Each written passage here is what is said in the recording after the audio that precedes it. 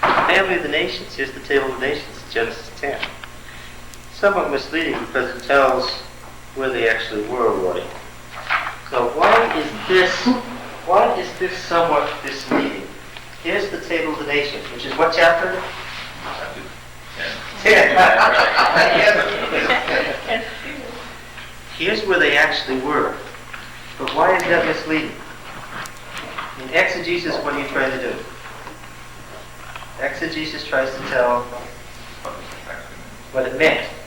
And the problem is that nobody in the ancient world had seen a map of the world as it actually was, right?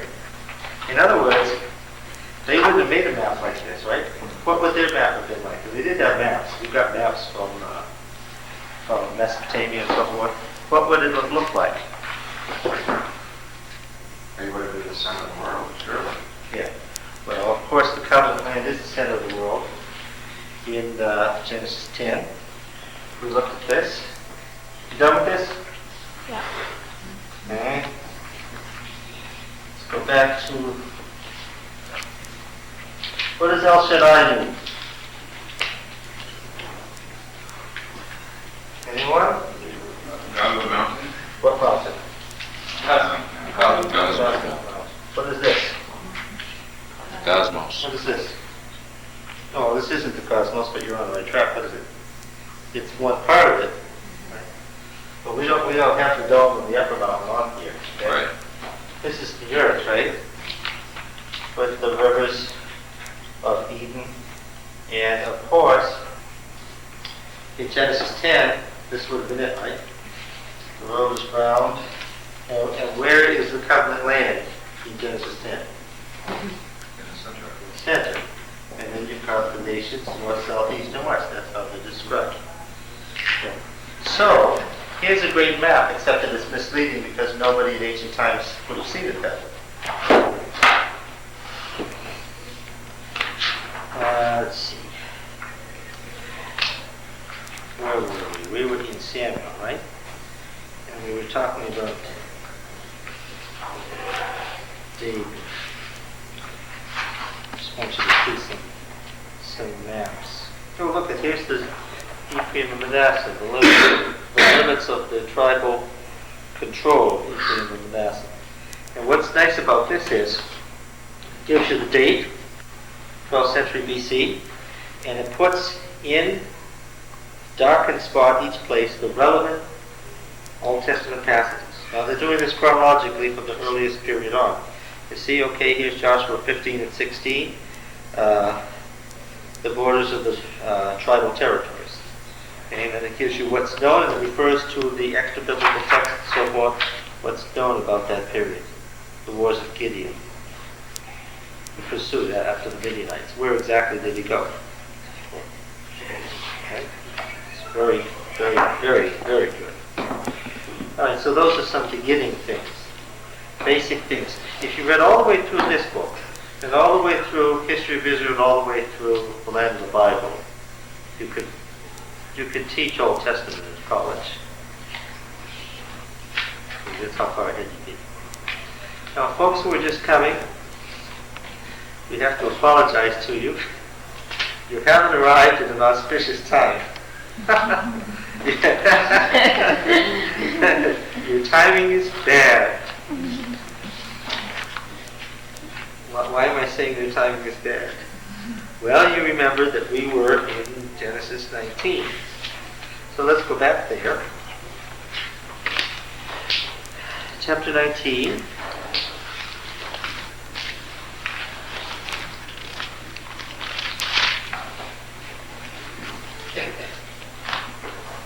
What are you laughing about? This whole passage has been amusing to your husband.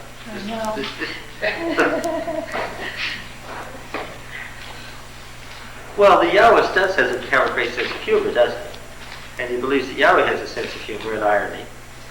But this isn't, yes. I think we left off just after Lot's offer of his daughters. It just so happens that my son has this week too in his class, and Well, I hope that they They were didn't, discussing it. did they describe in his They class did, in yes, the same they did. detail? They did. Oh. We were They were surprised. actually on the same track that we were. We were Really? very surprised.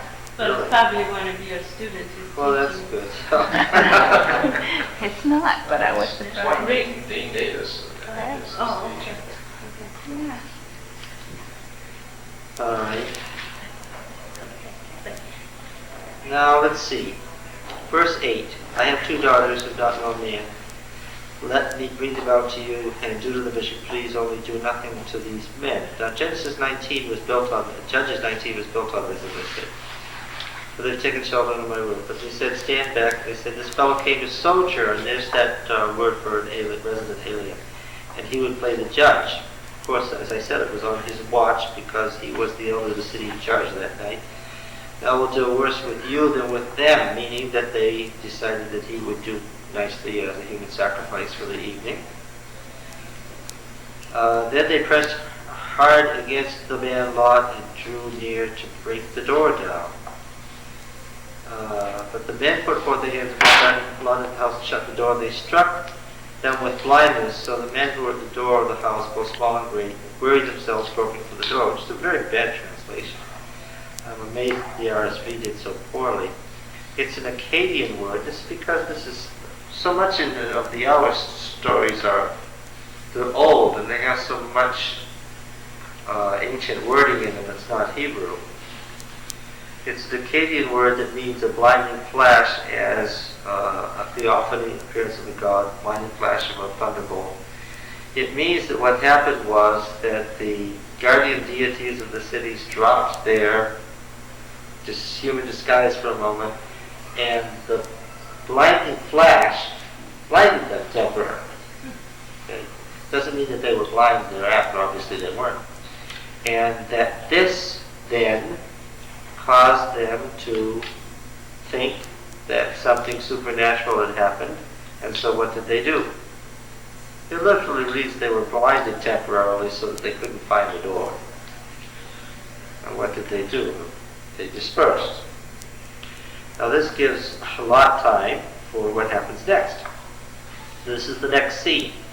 You know that the Yahwist loves to carry his theology, not by stating it, but what? Where is the theology whenever Jay is writing? It's in the story. How are you going to tell about the characters of the actors? By what they say? No, by what they do. Bookstore has the book of J now. That's a horrendous book. It's nonsense. I'm sorry, I just get shaky. It makes me so angry. It looked like his thesis in the introduction wasn't fit in, so it's insane. No, it's an awful book.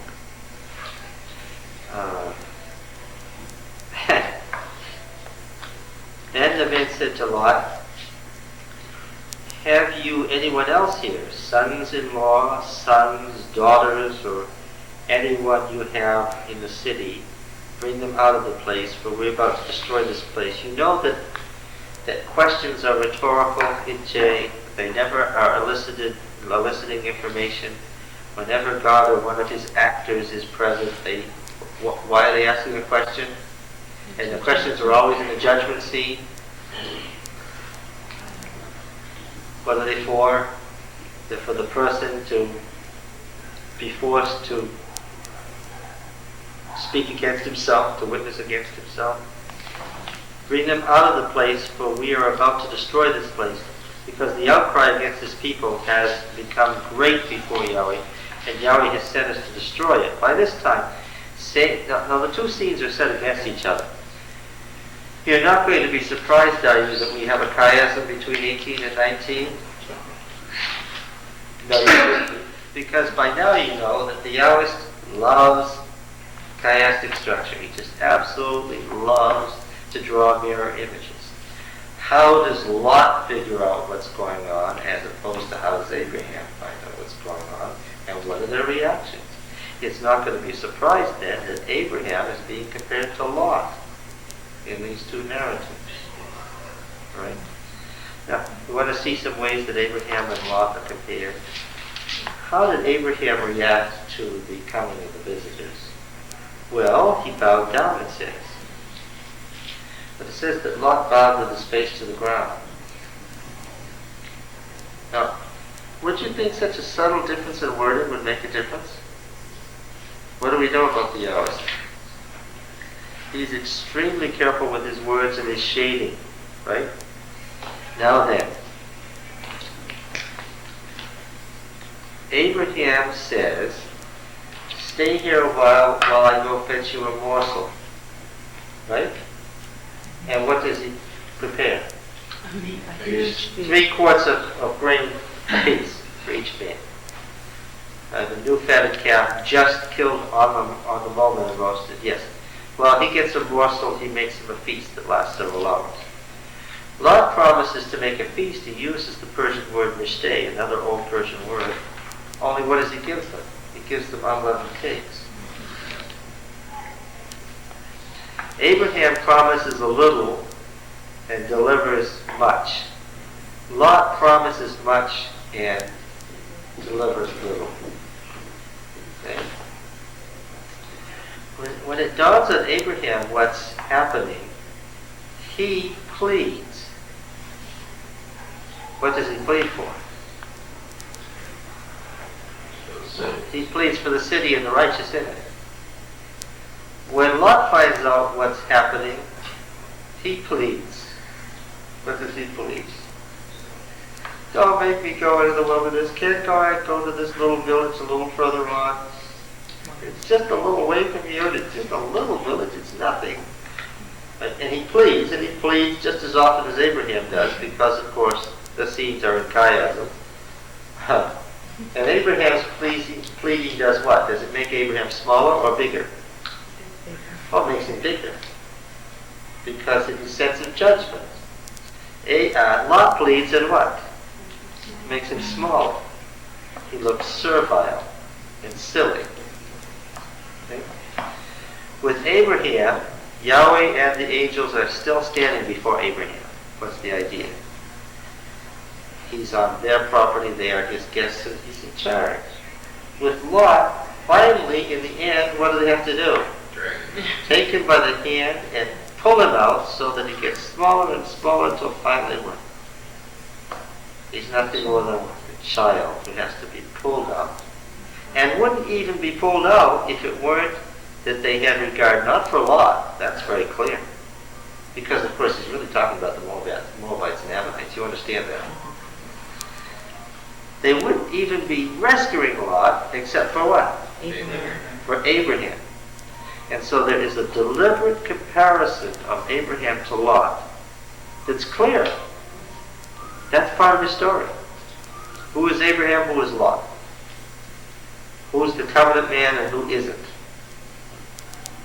Who is Israel as opposed to who is Moab, who is Ammon? Right? And as we've seen before, when he gets to these other nations, how does he feel about them? First of all, we've already said from Genesis 18 and 19, what does the Yahweh say about the Canaanites? What's the appropriate thing for the Canaanites? Total destruction. That's the only attitude that one should take toward the Canaanites and their religion. Total annihilation. And who do you have as the chief actor in that? Who are you following when you totally destroy the Canaanites? You're following Yahweh's action when he destroyed them. Okay? With the Moabites and Ammonites, it's not total destruction, it's some sort of... What do you feel about that? There's some sort of inferior, sad kind of thing that only happened to be there because Abraham was kind enough to intercede to keep him alive. Yeah. All right, so let's go on. Notice the word in it because the Yahwist is busily at work in the way that he is excellent at in characterization and explaining history through characterization. Now it says, so Lot went out and said to his sons-in-law who were to marry his daughters. Oh, now this tells us something important. the two virgin daughters were what? We had gotten this before. They were engaged. Good. They had been paid for. But now, the Yahweh doesn't want you to forget the sons-in-law were where? Because by saying to the very fringes to the last man, what? They were in the crowd. They were in the crowd, yes. Yeah. They were part of the Canaanites. So he says to his sons-in-law and a bunch of various daughters, up, get out of this place, for Yahweh is about to destroy the city. But he seemed to his sons-in-law to be jesting. Now picture, if you can you picture Abraham going to any member of his family and telling them something and the family member laughing? No. From Genesis 14, you've already found out that the best thing to do where Abraham is concerned is what?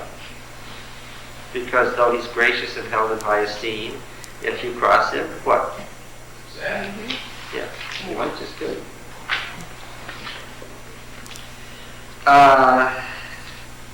When morning dawned, now remember, Yahweh tells you that the whole sacrificial system has been functioning since when? Since Eden. And the dawn is the time of what? Morning sacrifice, and what's about to happen? These cities are about to become their own sacrifices, their own sin offerings. When morning dawned, the angels urged Lot, saying, and it's a continued tense, telling you what? The whole night is past, and what? Lot has accomplished how much? The city's about to be destroyed, and what? How much progress has he made?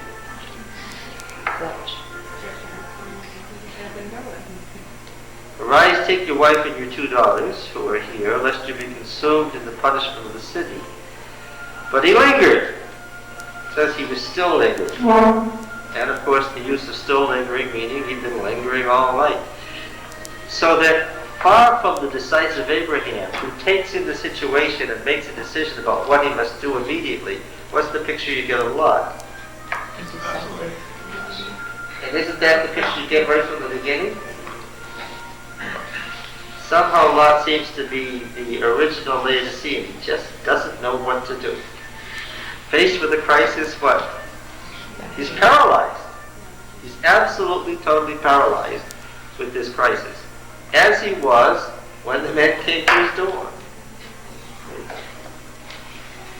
That's probably why he didn't get out of the city in the first place, after seeing it. Oh, I get the picture of somebody who was just carried along by society, and that's what the Yahweh is saying. And he's also saying that if you're weak, what will happen if you leave the Canaanites around? You'll get sucked into it. Yeah, because he never, you understand, he never told the story just to tell you a historical event. This was always contemporary. This is always now. It's not just about what happened in the 18th century BC. It's what effect does that have on us today? Right? Now, so the men seized him and his wife and 2 daughters by the hand, Yahweh being merciful to him, and they brought him forth and set him outside the city. Alright, so now his whole household is nothing more than his wife and his 2 daughters. Lot, you see, is not pictured as a very fruitful person. Okay? As opposed to the 318 chieftains that Abraham could call up on a moment's notice. Now they set him outside the city, and when they had brought them forth, they said, flee for your life, don't look back or stop anywhere in the valley, flee to the hills, lest you be consumed. And Lot said to them, oh no, my lords, behold, your servant has found favor in your sight, and you have shown me great kindness in saving my life, but I cannot flee to the hills, lest disaster overtake me. Hey! The Yahweh intends this to be a funny line. You're supposed to laugh. Why? Why? You're in Sodom. This last night, disaster has overtaken you. The picture is of a man who just, he's told point blank by God what's going on, and he just doesn't get it. Right? Behold, the Lord was in this place, and I knew it not. Yeah. Behold yonder a city. Now, of course, the word Ir in Hebrew just means any collection of buildings. But we better translate a village. It's near enough to flee to, and it's a little one. Let me escape there. Is it not a little one? Oh my goodness. That is really, this is sad. And my life will be saved. We get the picture of a man who is so city bred that what? The very thought of the Judean hills is like what? If I go there, how could I live outside a city? Now remember, all the way from chapter 4, what is the Yahweh's attitude towards cities? He despises them. What's happened to all his wealth? I mean, he was such a big man that he and Abraham couldn't occupy the same space. Because of all the flocks and herds. Yeah. Remember, I was reading one of the commentaries this week that said the Yahweh is great for what he doesn't tell you. He loves to have you fill in the gaps and figure it out. And what's the obvious implication? In fact, there was a commentator in this section who was commenting on the very thing. The obvious implication is what? That Lot has lost everything. Probably has to drive people to keep himself safe, pay people to be safe. Yes. He said to him, Behold, I grant you this favor also, that I will not overthrow the city of which you spoke, or the village of which you spoke. Make haste, escape there, for I can do nothing till you arrive there. Therefore the name of the city was Zoar, which is little one. The sun had risen on the earth when Lot came to that little place. Then Yahweh rained on Sodom and Gomorrah brimstone and fire from Yahweh out of heaven. He overthrew those cities and all the valley. Now, this much can be verified geologically. The southern end of the Dead Sea was once high above the Dead Sea northern part. The northern part is deep, but the southern two-thirds isn't very deep. And the southern two-thirds once was high above the bottom part, northern part. And sometime around the 20th century or 19th century BC, it collapsed. And it dropped about 900 feet. 900 feet. Huh? Yeah, it is. The whole escarpment. I mean, you can even see the sheer places where it happened. It happened as a result of an earthquake. Remember that the Jordan Valley is one of the rift sites between two of the plates of the Earth's surface. And you can see, just by looking at it, that Africa and India were once together. I mean, you can look at North America and Africa and see that they were once together, right? And the Earth is ripping apart there. And this rift goes all the way up to sea level. It just happens that the land rises just slightly above sea level at Aqaba before it meets the sea. Otherwise, the whole Jordan Valley would be underwater. Because it's 1,000 feet below sea level. And the valley rises into just a little hill, and then you come to Aqaba. But then the rift goes right back down and goes all the way down the Gulf of Aqaba and runs into Africa and comes out of Victoria Falls. The rift is about 3,000 miles long. And it was this tearing apart that caused the land to collapse on the southern part of the Dead Sea. Now, it's not very deep now, and the reason is that Jordan and Israel are taking the water out of it because it's so mineral rich. I said about 100,000 gallons evaporates off the surface every day, and that's what makes it so slimy. It's not really water in the sense that we know of it. You can sit in it and read the paper, and you don't need an inner tube, you just need a body. You don't want to drink it. Oh no, it's ghastly stuff. After it dries on you, it's all powdery. It's utterly powder. Oh, it's an awful thing. You just want to go somewhere and take a shower.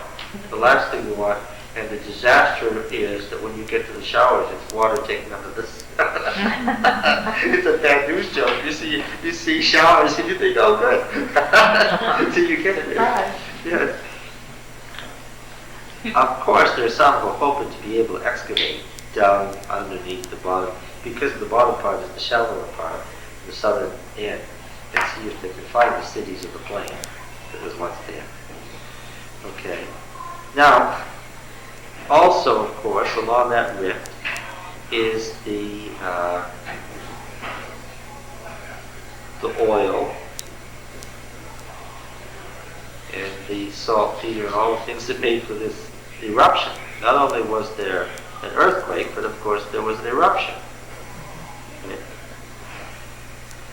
Okay. They still mine saltpeter there, which of course is good for the Israelis because they use it for weapons. And they also mine salt there. One of the things that the Israelis did when they set up the state of Israel in 1948 was they had a commission that read the Old Testament to find out what they could about where the natural resources were fast, so they didn't have to go looking. It's a good idea.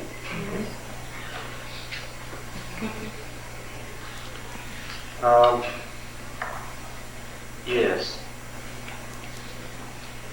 And all the valley and all the inhabitants of the cities and what grew on the ground. And it's not by accident that this happens to be the law of Pharaoh in Leviticus. When you go to destroy the cities, you destroy the fields around the cities. Right? Everything that pertains to that city goes. Lot's wife, behind him looked back. They give a double translation for one word here because they couldn't make sense of it. She looked behind him and became a pillar of salt. And of course, when you go down there, you see the salt pillars that are there to this day. It gives you some idea of where it happened when you go to the southern end of the Jordan. Did she really become a pillar of salt or just die and Oh, I think she died and saying she became one with the with the salt? with the ground there. Yeah, she became part of the territory.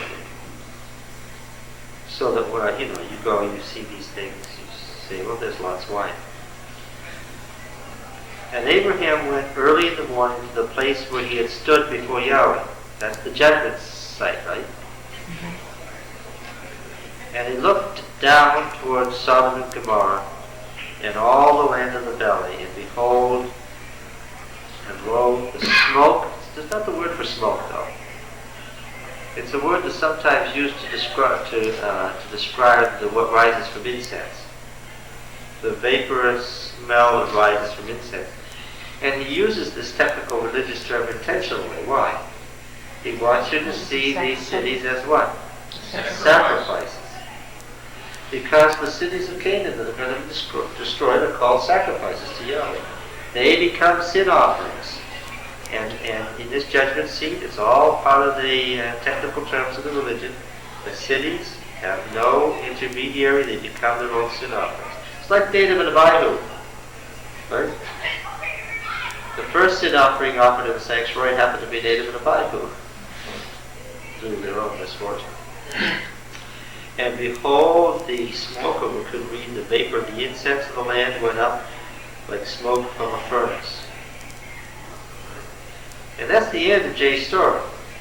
He leaves you there with Abraham looking out over the valley and seeing the dense vapor rising. And he doesn't tell you the obvious. Abraham knows the outcome. And of course, so we always have, the Elohist is always trying to give us a chronological structure so he can relate this to the chronology that they developed for the whole Deuteronomic history. So we have these verses. So it was when Elohim destroyed the cities of the valley that Elohim remembered Abraham and sent Lot out of the midst of the overthrow when he overthrew the cities in which Lot dwelt. And there's an editorial comment. Just in case you didn't figure it out. Yes. The Elohist is certainly a priestly writer. He is probably in the court of David, and he's dressing up the book of Genesis to make it fit, to make it the beginning of the rest of the books, to fit in one unified chronological scheme. And he frequently, in his editing, what he does is inferior to the book as it stood, right? The book that, by now you know that, as far as I'm concerned, Moses is the Yahwist. The book that pre-existed, the Yahwist book, is complete unto itself and is a great literary achievement, and the things that have been put into it to structure it later are almost always inferior. Didn't you say that some of these chiasms though were part Yahwist and part, Yeah, but that's probably not like the 10 scenes in the flood that are part Yahwist and part Elohist. That's probably not the work of the Elohist. That was probably there, and he has just changed the wording in places where, you see, all liberal scholars used to say, well, there was an Elohist source from the 9th century and a Yahwist source from the 10th century, and they edited them together, but there was never any evidence that there was an Elohist source that stood independently, because it doesn't make a whole story. It's things like this. The Yahwist book stands as a whole book, complete unto itself. Its theology is very consistent. It's brilliantly written. What happened in those scenes is probably the Elohist came and changed the wording because it wasn't technical phrasing that was in use at that time. It didn't imply to people what he wanted it to imply. Maybe misconceptions had grown up about the story since the time the Yahwist had written. Because the Yahwist uses a lot of this terminology. It was pagan terminology. And what probably happened? Probably a lot of paganism had come in as a result, so he straightens it up. So those 10 scenes were probably all Yahwist scenes originally, but they've been expanded on. And of course, whenever he writes, he never uses the term Yahweh here, because as far as the Elohist is concerned, when does the term Yahweh come? When and only when? Moses? With Moses. At the burning bush. Up to that point, the name's never been heard or known as far as the Elohist is concerned. But the Yahwist is anxious to say that even though the patriarchs didn't know him by that name, they call it El, Elyon, El Roi, El Shaddai. Nevertheless, what is he willing to say all the time? That while the patriarchs knew him by these names, who is it that's acting? It's Yahweh. Yes. Okay, now verse 30 and on is another story. It's appended here because it ought to be appended here. Alright? But we have come to the end of the story in verse 28. And when you see this, now Lot went up. It's typical Hebrew narrative. You know you're beginning a story, right? Once upon a time. Once upon a time. Lot went up from Zoar and dwelt in the hills with his 2 daughters, for he was afraid to dwell in Zoar. So he dwelt in a cave with his 2 daughters. Well, this fits perfectly with the preceding story. Why? But he was afraid to go into the mountains. Yeah, but then he was... That, right? Yes, I know, but now he's afraid to stay there. Why? Because this is only just a little away from Sodom. What's going on? He's in the middle of this Holocaust. Now look, he asked to stay there, right? So now he wanted to stay there. Now he's in the middle of this Holocaust, and very naturally, as anybody would be, what happened? He was afraid. Wouldn't you be afraid? Terrified. Yes, so he took provisions. And what did they decide to do? He and the 2 daughters. Mother's already dead. That probably scared him even further.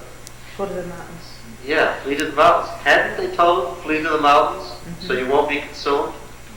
And they saw this thing coming closer to them, and what did they decide to do? Yes, man, you better stay here, it's no good. So they took some provisions.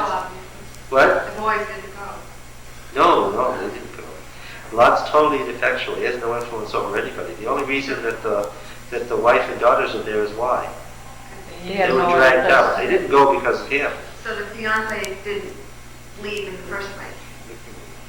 No. That wouldn't have been appropriate in the story anyway because they were Canaanites. Yes, that's right. Right? That's right. Just another evidence that Lot was on the wrong track. Yes. So he dwelt in a cave with his 2 daughters. Now these cliffs facing the Jordan Valley, some of them 1,000 feet high, have caves in them. Other of them have been excavated and have found things right back to the Bronze Age, right back to this time. Whenever Judah was attacked, where did people go? Into the It was cave. the wilderness of Judea into the caves. So he dwelt in a cave with his 2 daughters.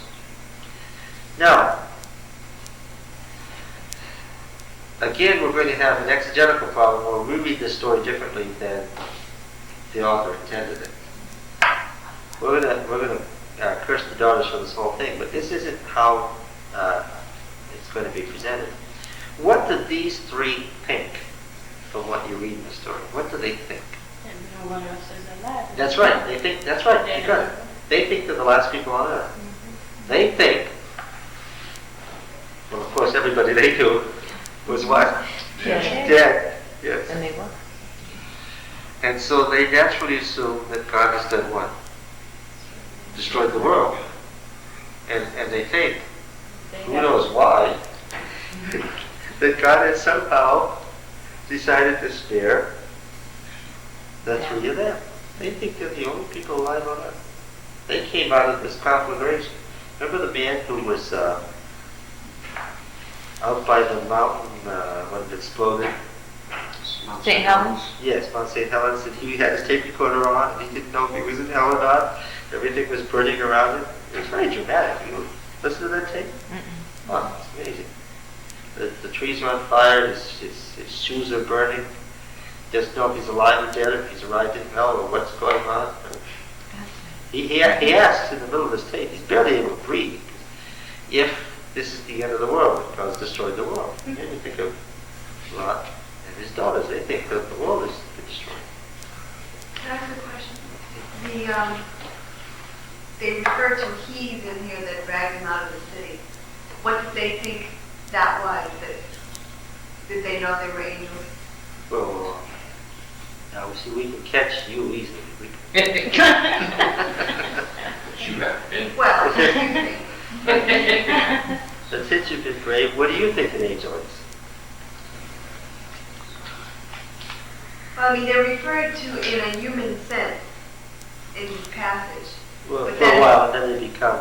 And then for them to think they're the only ones up means that they must not have perceived them as physical beings. No, they think that they're God. But yet they An still angel is a really messenger lie. of God who has the authority of God and the quality of God. In fact, we already know who they are because we've been looking at Old Testament cosmology. If you want to be very specific, who were the 2?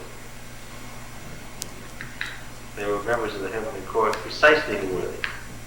Sons of God, they were the appointed governors of the city. They were the cosmic deities of the city whose business it was to run the city. And they had come to Yahweh with what complaint? That's why there were 2 of them. They were the guardian. We call them guardian angels, but it doesn't apply to us what it means in the Bible. The guardians were there to guard order for the high God.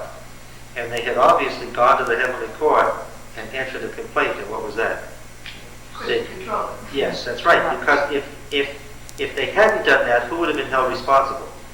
They would have. Let's read Psalm 81. That's exactly when society gets out of control, God holds the intermediate deities that He's placed in charge responsible if they don't run things right. They should be telling Him if there's trouble. We have this all the way down to the angels holding the 4 winds. Same thing. Yeah. So it was these 2, and Abraham understood that it was Yahweh and the 2 divine governors of the cities of Sodom and Gomorrah. He knew. But did Lot hear them as gods with a small g? Sure. Because that's exactly how the pagan world did it. The Old Testament doesn't say that there aren't intermediate deities between Yahweh and the world. It just says don't what? Don't worship them because they're not self-created. But they are divine beings. Yeah. And the firstborn said to the younger, Our father is old, and there's not a man on earth to come in to us after the manner of all the earth. Now, you've got to read this and understand what she means. She says what? This is the last man on earth. Therefore what? We have to make what choice? Now, of course, you're supposed to think of home. As these girls busily go about to get their father so drunk that they can rape him, who are we supposed to think of? Ham, and the curse on? Cain, the Canaan, yes. Yes. Come, let us make our father drink wine, we'll lie with him, that we may preserve seed through our father, meaning we'll preserve human life. So when they made their father drink wine that night, the firstborn went in and lay with the father. He did not know when she lay down or when she rose, so he's absolved of the guilt here. What was Noah's condition at the time that Ham raped him? Drunk. The next day the firstborn said to the younger, I lay with my father, let's make him drunk tonight also, then you go and lie with him. We preserve offspring through our father. Now, of course, the Yahweh wants us to remember, these girls are what? Virgins. After the manner of the Canaanites. After all, what had Lot only recently done? Yes, when he was afraid that men were going to be raped, he offered the daughters, and so now we have them Offering themselves. busily raping their father here. Now, is this a positive or a negative view? Well, it has some positive aspects. The Yahweh says they had a good motive, but what? His problem is that they have been influenced by what? The Canaanites, and how do they act? Just like that. They act like Canaanites. And so now he's telling you about Moab and Ammon. The problem with them is they were part of the covenant family. They had the blessings of the covenant because they were part of the covenant family, but what? Acted like Canaan. They got influenced by the Canaanites and they act like Canaanites. And that's how you should think about Moab and Ammon. He's making political statements. And all political statements are theological statements in the ancient world, right?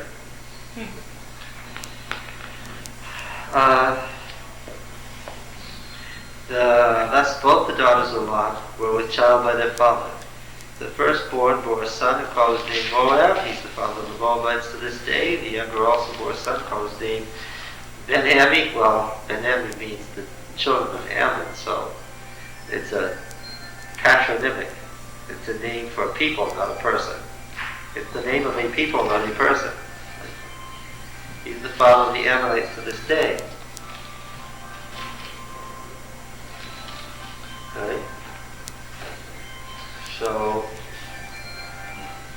does Jay tell you that I'm talking about the Moabites and the Ammonites?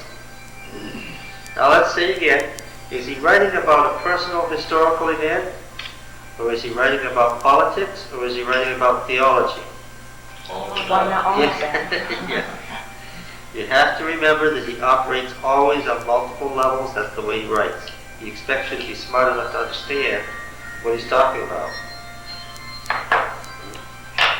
Now that we have a chapter next that is a very... chapter 20, I don't know what to do with. I think... I'll just say it's unfortunate. Let's put it that way. From there, Abraham journeyed toward the territory of the Negev and dwelt between Kadesh and Shur, and he sojourned in Gerar. And Abraham said to Sarah his wife, she is my sister. And Abimelech, king of Gerar, sent and took Sarah. But Elohim said to Abimelech in a dream by night, Behold, you are a dead man because of the woman whom you've taken, for she is a man's wife. What does this make us think of right away? This is what's called a doublet. What is this? It's fair. What is this a doublet of?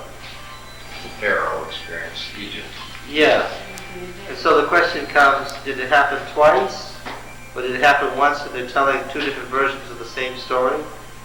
The J story is a lot better told. Besides which, this is in the wrong place anyway. How old is Sarah now? 90 something.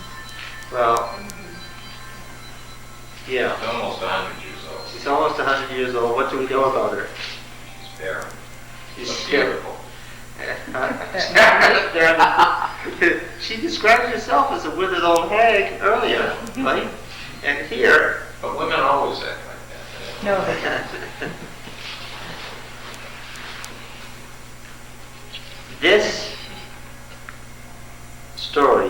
best be read with the same story back, where is it?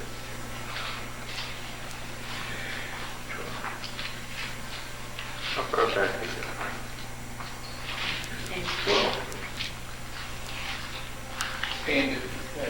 12. Yes.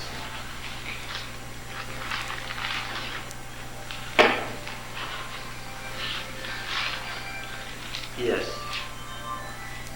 And that would have been a nice place to put it. Doesn't make any sense here.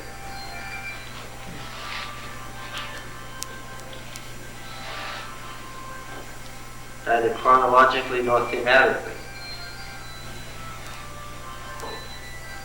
Who's writing here, by the way?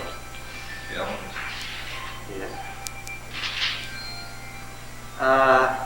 And he likes to explain things, doesn't he? Verse 4.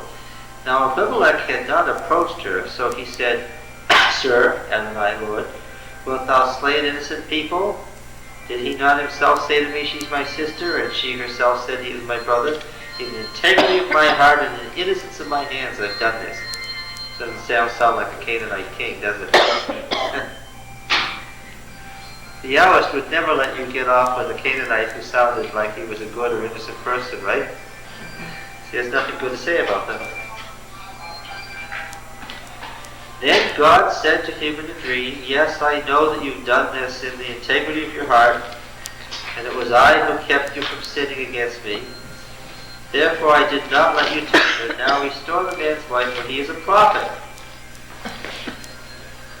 And there's the technical term again. You see, prophet. You would never have a word like Navi used at this time. Why?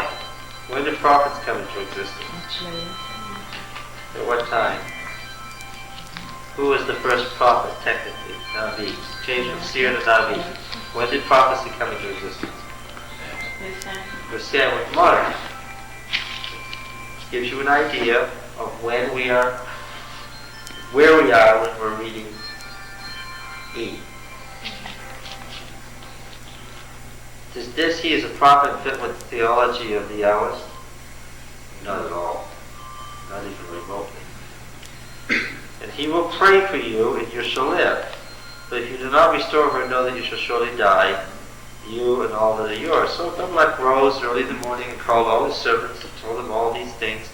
The men were very much afraid. Abimelech called Abraham and said to him, What have you done to us? How have I sinned against you, and you've brought on me and my kingdom a great sin? You've done to me things that ought not to be done. And Abimelech said to Abraham, What were you thinking of that you did this thing? It's kind of repetitious, isn't it? Abraham said, I did it because I thought there was no fear of God at all in this place, and they will kill me because of my wife. Besides, she is indeed my sister, the daughter of my father, but not the daughter of my mother, and she became my wife. Now that, technically that isn't even correct, is it? How is she his sister? What? Adopted. She is the sister wife of Amalekite law. When God caused me to wander from my father's house, I said to her, This is the kindness you must do to me at every place to which we come. Say of me, he is my brother. Then Abimelech took sheep and oxen and male and female slaves and gave them to Abraham and restored Sarah his wife to him. And Abimelech said, Behold, my land is before you, dwell where it pleases you. To Sarah he said, Behold, I have given your brother 1,000 pieces of silver. It's your vindication in the eyes of all who are with you, and before everyone you are righted. Then Abraham prayed to God, and God healed Abimelech. He hadn't heard about any disease yet, and healed his wife and female slaves so that they bore children. For Yahweh had closed all the wombs of the house of Abimelech because of Sarah, Abraham's wife. Isn't that interesting? Now, don't get the idea that the Elohist never uses the name Yahweh, because he does, frequently. And the older liberal scholars would have said what? Every time you see the word Yahweh, what does that mean? That's the Yahwist writing. And so they made a patchwork of them. I mean, you could be halfway through a verse and they'd cut it and say, this is E, this is J. It's nonsense. It's absolute nonsense. Anyway, that's a doublet to the experience of Abraham with Sarah in Egypt. No necessity that it's not necessarily historical, could be. What's the usual arguments against it being historical? What are the usual arguments? What do you think they would be?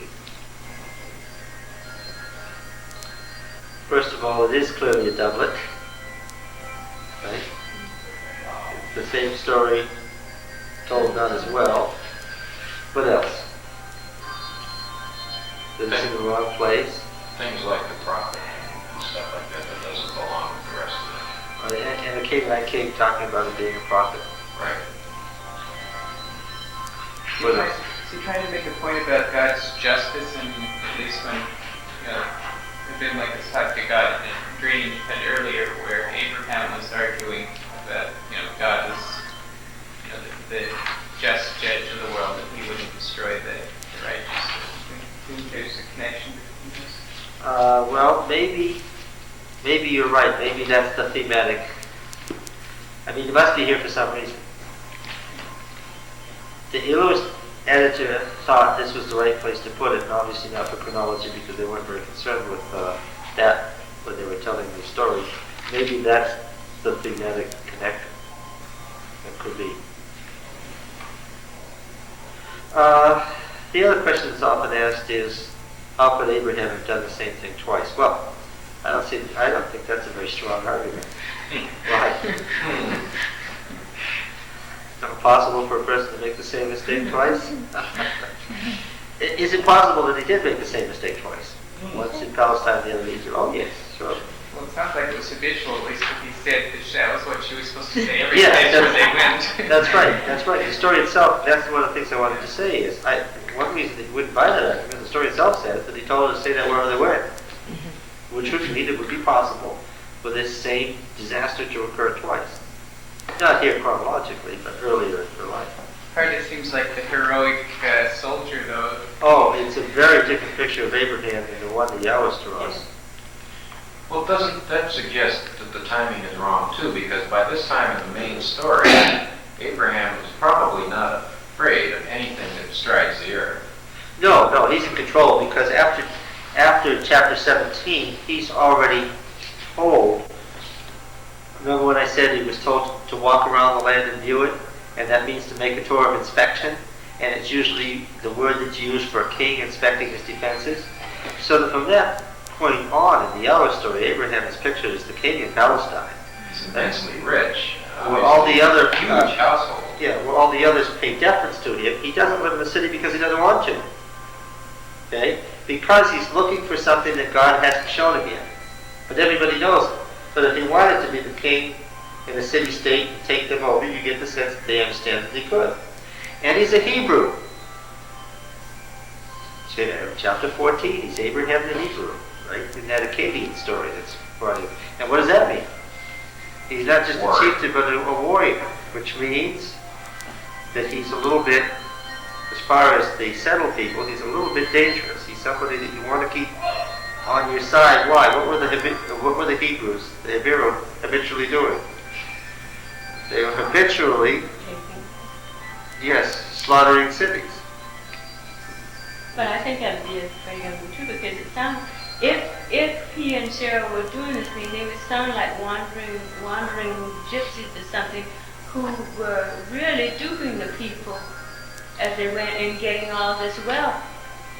Yes. Yeah. Now, yeah. What is the connection between Sarah's rebuke or reproach and her brother getting rich at somebody else's expense? Well, he gave money Yeah, to he gave her that to Abraham.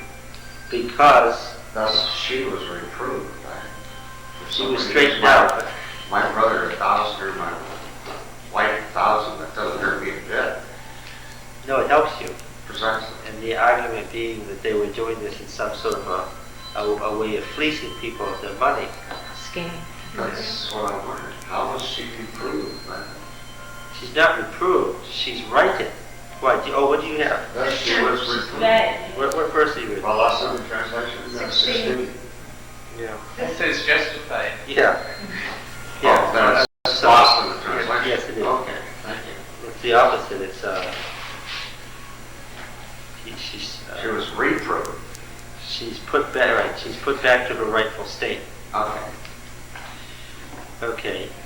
So yes, I see nothing against the idea that this actually happened, even though I don't think the Elohim tell stories very well. But this isn't the place to put it. You have to put it back there when they first entered Canaan, early on. That's the picture. Now let's go back to the main story, as he put it. Yahweh visited Sarah as he had said. Oh yes, this is the natural follow-up, because what were we following in 18 to 19? What was the whole thing? Right? The three came, and they began talking about the wife as if they wanted to have sexual relations with her. Right? That's the interplay between that story and Lot, where he gave the daughters. And he had said that about this time in the spring, Sarah will have a son. Right? So now we're picking that story up. Yahweh visited Sarah as he had said, and Yahweh did to Sarah as he had promised. Sarah conceived and bore Abraham a son in his old age, at the time of which Elohim had spoken to him. Notice the Yahweh isn't above. Is it Elohim or El? Well, you got it right in front of you? It's what Yahweh said to Sarah. It's verse 2. Verse 2.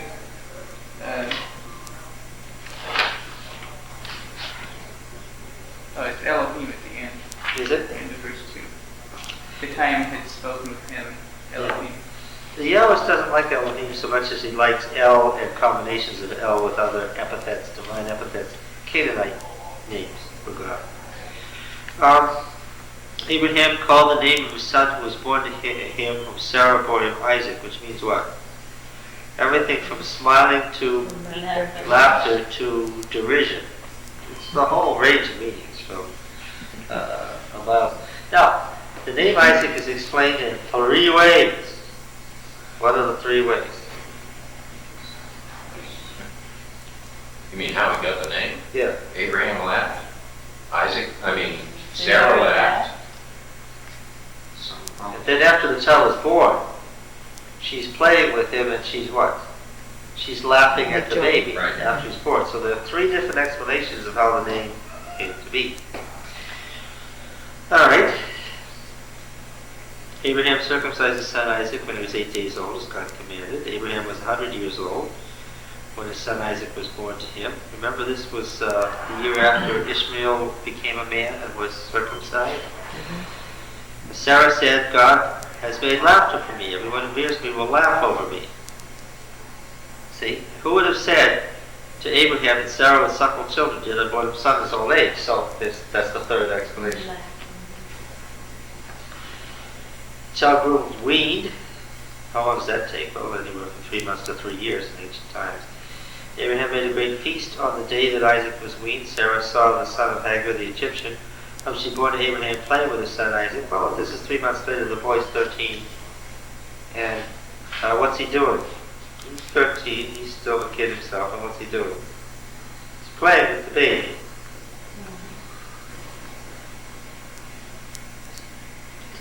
There's no hint here of him abusing the child. So said to Abraham, cast out this slave woman with her son, for the son of the slave woman shall not be heir with my son Isaac. The thing was very displeasing to Abraham on account of his son. God said to Abraham, be not displeased because of the lad and because of your slave woman. Whatever Sarah says to you, do as she tells you, for through Isaac shall your descendants be named. Now make a nation of the sons of the slave woman also, because he is your offspring. So Abraham rose early in the morning and took bread and a skin of water and gave it to Hagar, put it on her shoulder along with the child, and sent her away, and she departed and wandered in the wilderness, the southern Judean wilderness near Beersheba. Alright? We've already been through this before, how this came to be. Just about the time it looked like it was settled, it becomes a curse all over again. When the water in the skin was gone, she cast the child under one of the bushes. She went, sat down over against him a good way off, about the distance of 2 bow shots, it says, not 1. She said, let me not look on the death of the child. She sat over against him, the child lifted up his voice. Is that what it says? No, it says she lifted up her voice in Hebrew and wept. God heard from the voice of the lad, the angel, yes, because what does the name mean? God will hear. El hears. Yes. And before, it was El heard by the well, before he was born, and now it was two explanations for the name. And now it's what? Here's the other one. Now the child is 13 years old and God hears his voice. God called to Hagar from heaven and said to her, "What troubles you, Hagar?" Remember, it was the angel of the Lord last time. It was the angel of the hour. "Fear not, for God has heard the voice of the lad where he is. Arise, lift up the lad. Hold him fast with your hand, I'll make him a great nation." God opened her eyes, she saw a well of water, and she went and filled the skin with water and gave the lad a drink. And God was with the lad, he grew up and lived in the wilderness and became expert with the bow. He lived in the wilderness of Paran, in other words, the northern Sinai Peninsula. His mother took a wife for him from the land of Egypt. Who has to pay for the wife normally? Who pays for the wife normally? The father. This time, the mother has to pay for the wife. Yes. At that time, Abimelech and Phicol, the commander of his army, said to Abraham, "God is with you in all that you do. Now therefore swear to me here by God that you will not deal falsely with me or my offspring or with my posterity. But as I deal loyally with you, you deal with me, with the land where you sojourn." Abraham said, "I will swear." Now we're going to get a story about the well. And what is this doing here? What is this? How did this get here? This is dislocated too. This is another Elohim story that's totally dislocated. Well, the thing that brought it here was the mention of Beersheba in verse 14 and the well in the following paragraph. Okay? Now he's going to tell you about the origins of the well. Now here I can see why it's here. It's dislocated chronologically, but I know why it's here. It's here thematically because the thing that's tying it together is the well at Beersheba. You follow? Okay. So at that time, it's not a good translation, is it?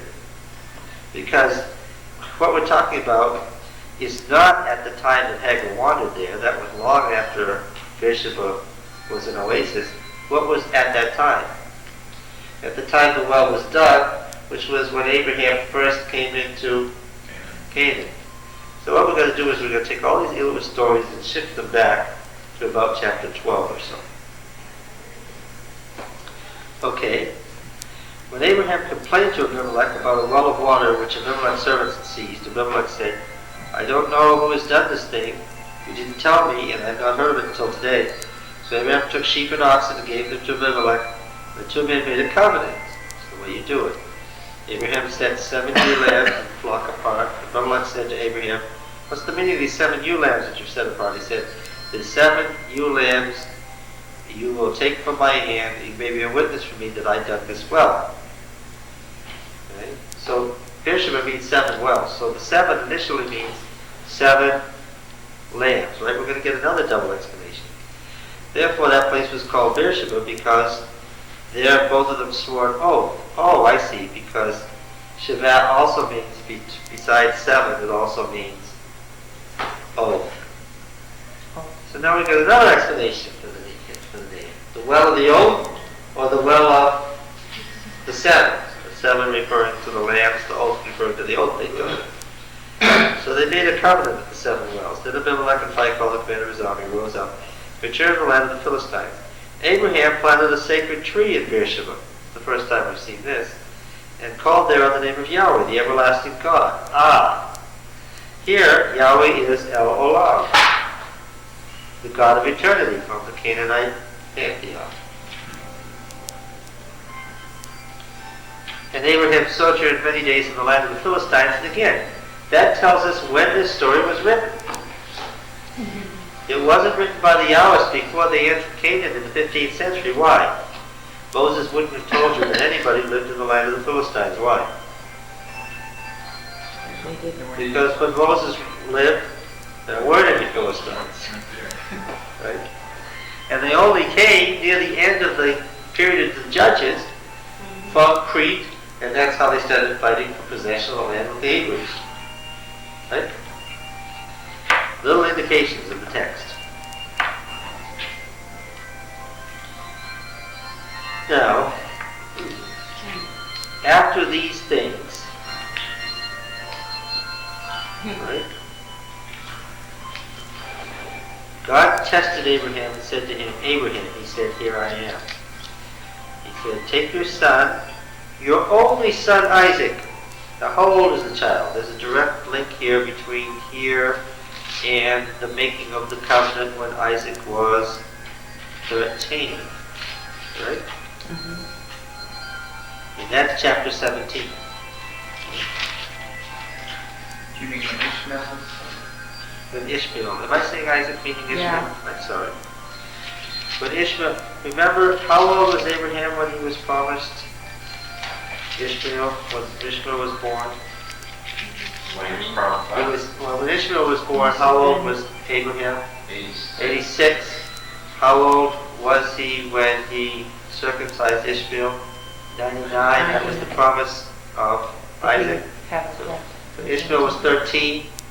Yes. Now then, how old is Isaac?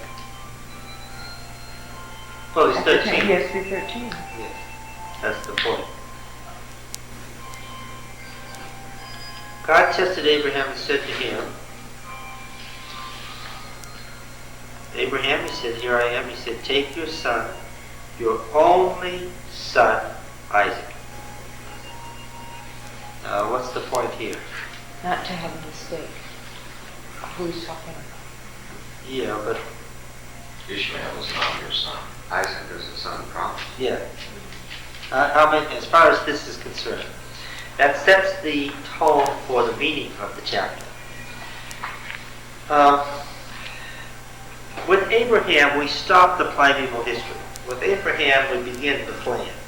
Abraham understands that the plan is going to take a long period of time, right?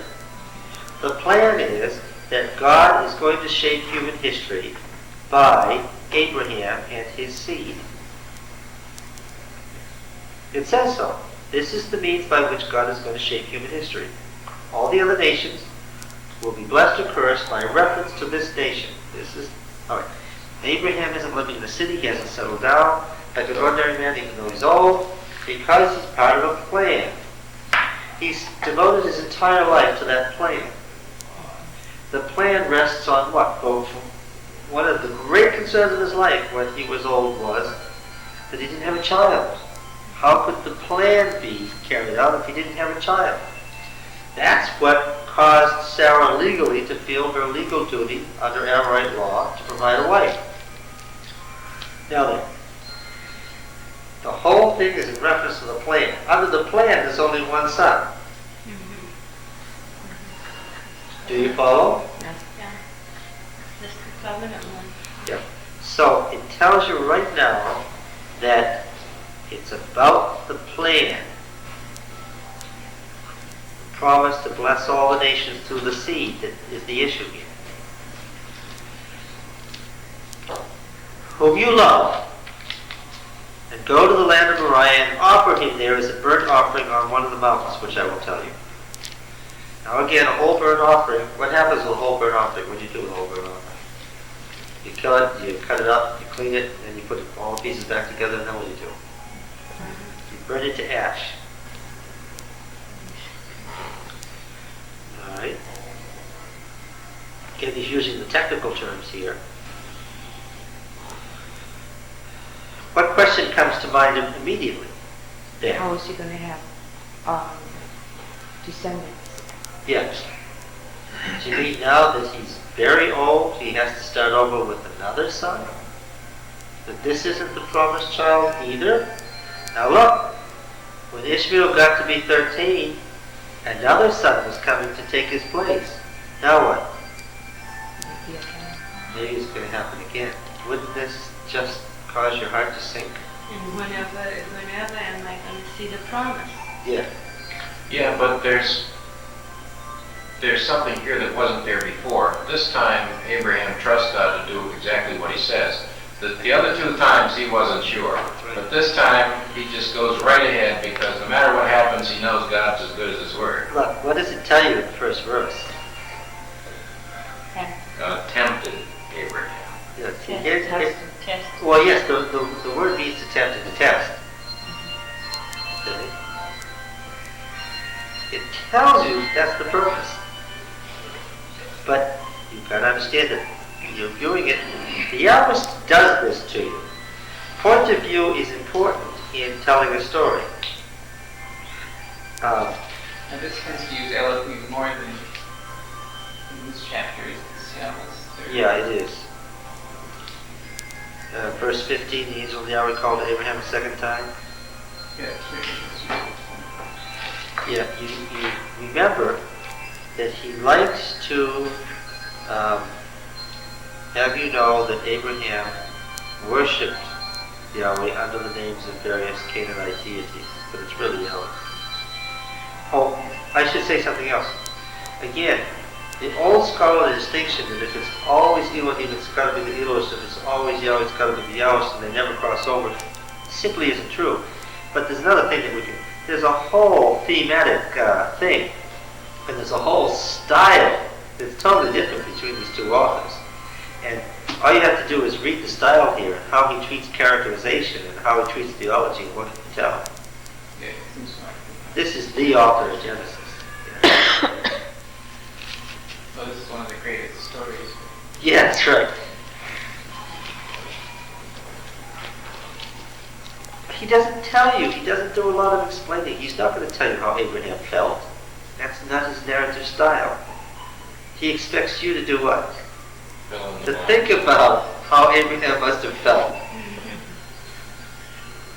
So Abraham rose early. And Isaac. Yes, and Isaac. Well, Isaac, he lets doesn't know at Isaac this in on point. no, he doesn't, but he lets Isaac in on it gradually. Settled his ass, took two of his young men with him, and his son Isaac. He cut the wood for the burnt offering, and arose and went to the place of which God had told him. On the third day, Abraham lifted up his eyes and saw the place far off. So what do you picture now? Was this a simple matter? Mm-hmm. It's a long trip. It's a long trip for an old man. They've been traveling for 3 days. They've left their home. And what does Abraham do? You're supposed to fill in the gaps. You're taking the son, and you know what?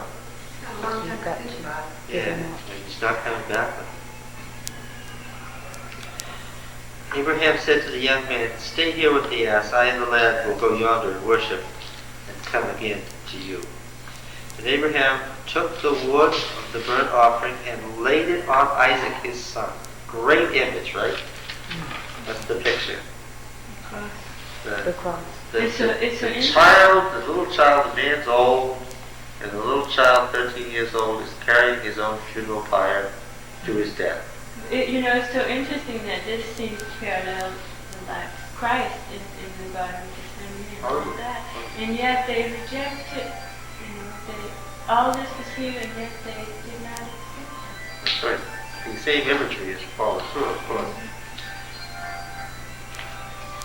And he took in his hand the fire. What is that? That's the coals in the brazier, because this is an offering. Remember, it's the ceremonial system, and he's got the whole thing. So he brought that all the way from home? Yes. And the knife. So they went, both of them together. The Yahweh knows how to draw a poignant scene. And Isaac said to his father Abraham, "My father?" He said, "Here I am, my son." Why are they so silent? Why is there so little talking? First of all, because the Yahweh has an economy of talking. But they're hiking up a mountain. Yes. And why is Abraham quiet?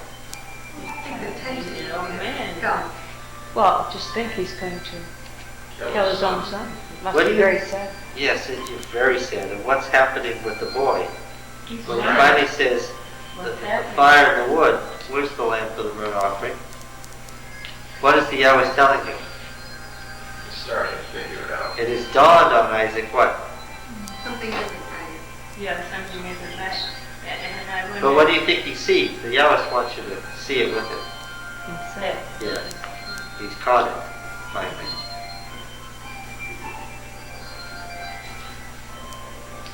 Abraham said, God will provide himself a lamb for a burnt offering, my son. So they must, even with Isaac, they must still be carrying out human sacrifice because he finally knows what's happening. Oh, remember, the Yahwist is always writing on multiple levels. He's always, just about the time you're settled on one thing, he's tricking you. He's also talking about what? What's he talking about? That in Israel we don't practice human sacrifice. Yeah. Again, and he's making by implication, without ever saying it, who's he making a comparison to? The Canaanites who what? Practice human sacrifice. So they went, both of them together. I looked in the text to see if there was dislocation, and there isn't. The Yahwist rarely repeats himself, but here he says, so they went both of them together, and Isaac asked the question, Abraham answers. And then he says, so they went both of them together. It's an inclusio. It's a little scene. And what's the little scene? It's the heart of the whole thing. That Isaac is in agreement with what's happening. Yes. And the question is, and this is why in Israel you don't practice human sacrifice. Why? Because God ordered it, and what? And Abraham said, God will provide the sacrifice. And the sacrifice, God provided. So there's no need for human sacrifice. It becomes a theological argument. Couldn't Isaac have thought that he must have known the story how he was a miracle baby? Oh, yes. And that God was sort of told that he was provided to Abraham. Yeah, but you know what I would think of if I was him?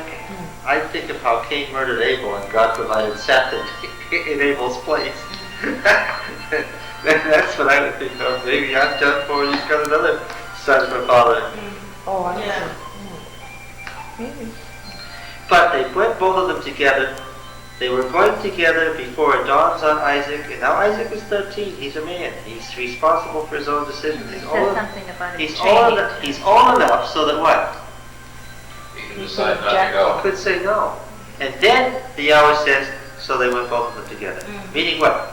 First, it was Abraham's decision. And then what? It's both of Then it them. was Isaac's decision. This is great stuff here. It sounds like what the Middle Easterners still do. They go willingly to sacrifice. That's true. That is true. But Abraham was evidently quite a father. I mean, he had 13 years, and look what the kind of man he had Yes. produced in 13 years. Isaac already had the faith at 13 that his father took 100 years to acquire. Yes. Did a lot better with him than he did with Lot. Maybe Lot was too spoiled already. When they came to the place of which God had told him, Abraham built an altar there and laid the wood in order, and bound Isaac his son and laid him on the altar, on the wood. Then Abraham put forth his hand and took the knife to slay his son. But the angel of Yahweh, it's always the Yahweh's term, called to him from heaven and said, Abraham, Abraham. And of course the repetition is always significant because what? It expresses what? Urgency. He said, here I am, or here am I, which is what Abraham's saying all along. He said, do not lay your hand on the lad or do anything to him, for now I know that you fear God. For you have not withheld your son, your only son, from me. So we see that if Abraham was now in danger of worshiping anything, or holding anything back from God, what would it be? His son. Did Sarah know what was going on? Probably. I would say that she probably did. And the reason I say that is because in the Yahweh stories, what is Sarah's legal relationship to Abraham? She's not his wife. She's his sister, which means what? His equal. That's the thing that the Yahweh keeps stressing. Sarah was his equal and therefore had what? As far as legal rights to Isaac, what?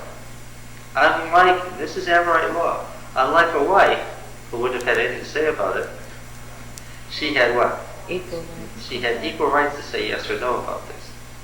And But the Yahweh never goes into those She details about wasn't it. consulted. Huh? She wasn't consulted. Well, it's not in the story. but Yeah, we but don't the know Yahweh that. doesn't tell you those things. But you know, he didn't tell her before when the That's angel by had told night. her that she was going to have a baby. He hadn't told her. That's true. I do remember that he had And- forgotten to mention that relative. And he just might not have told her about this. He seems to keep secrets from Sarah. Well, maybe he's gotten beyond that.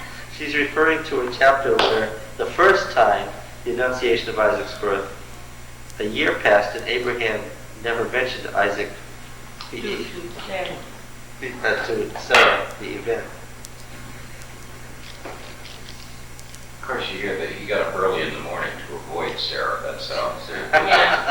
But I know- if you were traveling for 3 days, I mean, usually you get up early to travel. It was that long a trip, so. She was in on it when the men came to announce his birth. Yeah, afterwards. Oh, she was behind the tent flap and she was listening. Abraham lifted up his eyes and looked, and behold, behind him was a ram caught in the thicket by its horns. And Abraham went and took the ram and offered it up as a burnt offering instead of his son. So Abraham called the name of that place, Yahweh will provide. As it is said to this day, on the mount of Yahweh it shall be provided. Okay. Now, of course, that mount of Yahweh had changed its meanings. To the Exodus, the mount of Yahweh was what? So, Yeah, well, where was the mountain in the Exodus? in the Sinai. In the Sinai. Until, of course, the sanctuary came, and then the altar with its 7 levels was the cosmic mountain. And then the mountain went with them. When they left, they took it with them. Yes, and then, of course, it became the temple mountain. And the angel of Yahweh called to Abraham a second time from heaven and said, By myself I have sworn, says Yahweh. Because the angel of Yahweh, of course, is Yahweh himself in finite form. Because you've done this and have not withheld your son, your only son, I will indeed bless you and multiply your descendants as the stars of heaven and the sand on the sea. Here's where the sand came from.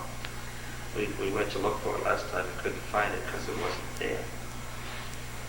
And your descendants shall possess the gate of their enemies, and by your descendants shall all the nations of the earth bless themselves because you have obeyed my voice. Again, the theology of the covenant in the Yahweh is not what we hear today. It is not true that the covenant with Abraham rested on faith and the covenant at Sinai rested on works. There is no such distinction in the Old Testament. And yet I hear that consistently. I've heard that in Adventist churches on Saturday morning during sermons. I've had lots of occasions to develop patience listening to sermons.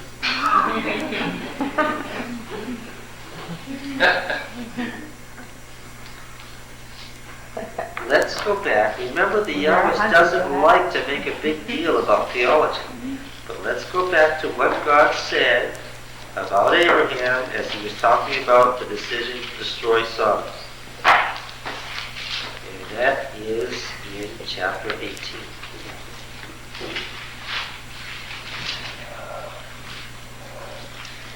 Verse 17. Yahweh said, Shall I hide from Abraham what I am about to do, seeing that Abraham shall become a great and mighty nation, and all the nations of the earth shall bless themselves by him?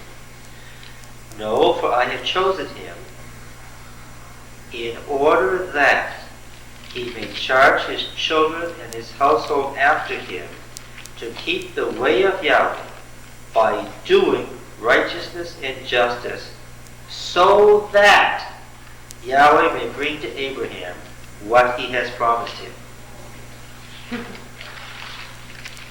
It is not true that the covenant was unconditional to Abraham, but conditional to Moses. The Abrahamic covenant is conditioned on what? Abraham's Obedience. doing something. Obedience. Yeah. Now the Yahweh doesn't make a big deal about it, but he says it very clearly.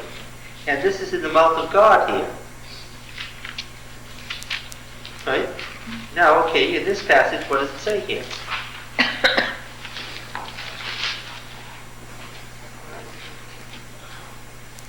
Verse 18, by your descendants shall all the nations of the earth bless themselves, because you have obeyed my voice.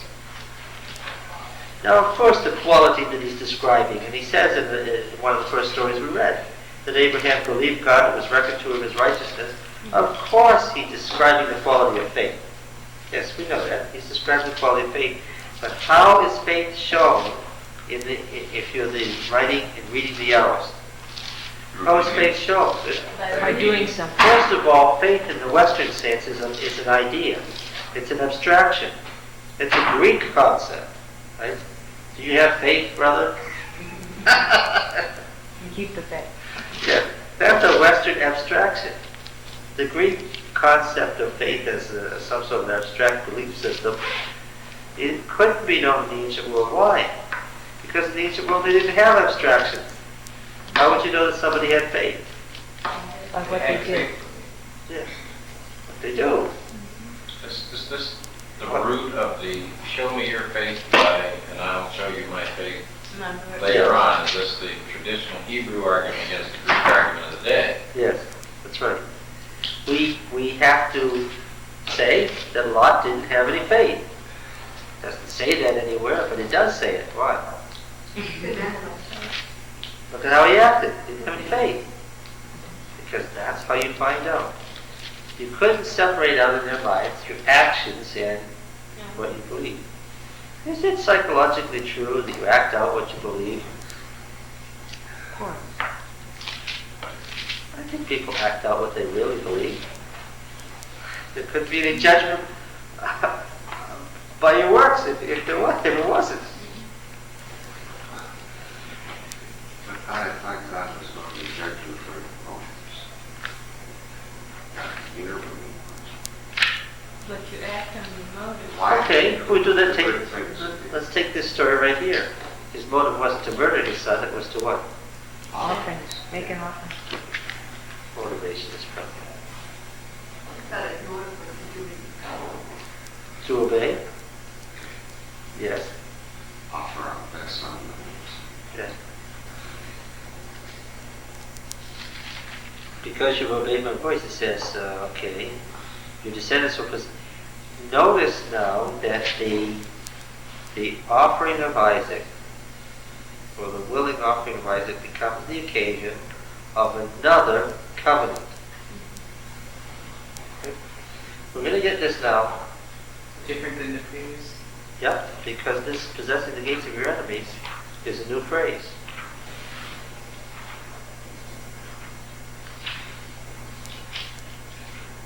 Political conquest. Remember when the Yahwist is writing. When is he writing? Just before what? Before the Exodus? Before the entry into Canaan. Yeah. Alright. So Abraham returned to his young men, and they arose and went together to Beersheba, and Abraham dwelt in Beersheba. Now after these things it was told Abraham, behold, Milcah also has borne children to your brother Nahor. And not, how many do you think there are?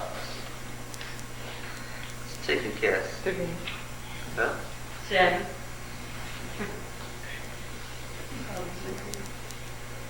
1, 2, 3, 8. 7. Plus 8. Plus what? 4. Plus 4 more. Meaning there are how many? 12. The 12 tribes. And how many does Ishmael become? It was 12 princes. Yeah, chapter 25. Verse 12. How many does Ishmael become? he becomes 12 tribes. This is the same thing we had in the genealogies in chapters 5 and 10, right?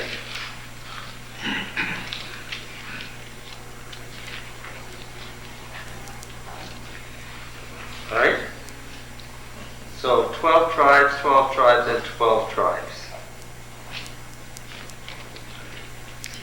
12 being the 12 new moves, the 12 months of the year, a full span, the complete cycle, 12 stories. Okay. Now then, the next chapter is also important. Sarah lived 127 years, the span of her life. Sarah died at Kiryat Arba, that is Hebrew, using the old names. So this is before it's changed. The name was changed in Joshua's time. So again, this gives us an indication of date, an indication that liberal scholars miss. If he unconsciously uses the name Kiryat Arba, then it hasn't been changed to Hebrew and it's prior to the time of Joshua. In the land of Canaan. Notice how he frequently does that. The author unconsciously refers to Canaan as if it's what? As if it's somewhere else from where he is. Have you noticed that? Abraham went in to mourn for Sarah and weep for her, and Abraham rose up from before the dead. Mourning and weeping, it's two technical phrases from Akkadian. It's the official mourning and weeping. It's not contemporary. Abraham rose up from before his dead, said to the Hittites, I am a stranger and a sojourner among you. Give me property among you for a burying place, that I may bury my dead out of my sight. The Hittites answered Abraham, Hear us, my lord, you are a mighty prince among us. Bury your dead in the choicest of our sepulchres. None of us will withhold from you his sepulchre, or hinder you from burying your dead. And Abraham rose and bowed to the Hittites, the people of the land, and he said to them, If you are willing that I should bury my dead out of my sight, hear me and entreat for me Ephron the son of Zohar. Now the people of the land is a technical phrase, you need to know that. When David consulted with the people of the land, he was talking about the landed gentry. It was the council that ran the country. The people of the land are the great landowners. And Sarah has died, so he comes to the Hittite council, to the great landowners, and he asks to buy a sepulchre, and they say, oh no, you're a mighty revered person, any one of us will give you a sepulchre, but that isn't what he wanted. That wouldn't suffice at all. What was he after? And what makes this chapter significant? Why is the story told at such great length? It's obviously something rather important. He didn't want them to give him anything, so he wouldn't be Indebted to them? indebted to them. No. Right, to possess the land. And this is the first what? Fruits of the possession. First fruits of the possession. That's exactly right. This is the first possession of the land. And he doesn't want a gift. And he doesn't want something that's borrowed. He wants what? Something he owns. And he's an old man and a wealthy man, and he's very deliberately avoided what? Ever owning anything before. Sarah has died, and she is the mother of the covenant people, and she's regarded theologically, and she must be buried where? On her own land, in her own burial place. This is the beginning of the setting up of the nation. All right? But I thought he was a very rich man. You say now that he didn't own anything? But he was a Didn't wanderer. own land. Oh, didn't own land. Okay, now he asks them. He was Hebrew. Yes, he was a Hebrew. Nomadic. That's right. That's right. Entreat for me Ephron the son of Zohar. That's the man's full name. It's treated very formally here. Probably Ephron was right there. He was probably one of the landed gentry. And this is typical Oriental interaction where you talk past each other. You know, there is something to say that we should take Saddam Hussein's offer seriously, because it's true that in the Middle East to this day, You don't say exactly what you mean. Nobody's that uncouth. You hint at what you mean, and you talk past what you mean, and the person who's listening and who's listening carefully, what? That's what you said. Should be able to understand. And this is a good example of it here. Does Abraham say, no, I'm going to possess the land, and this is the first piece of it, and I want to buy it? That's what he means, but that's not what he's saying. Entreat for me Ephron the son of Zohar, that he may give me the cave of Machpelah which he owns. It's at the end of his field. For the full price, let him give it to me in your presence as a possession. Now it says for the full price in silver, meaning the exchange rate in silver. This is a technical term. Again, an Amorite term for, okay, Abraham doesn't have silver. What does he have? He has goods, and there is an exchange rate set up. So many of such and such is worth so many shekels of silver, and so you exchange it, get the silver, that's how much I'm going to pay for it.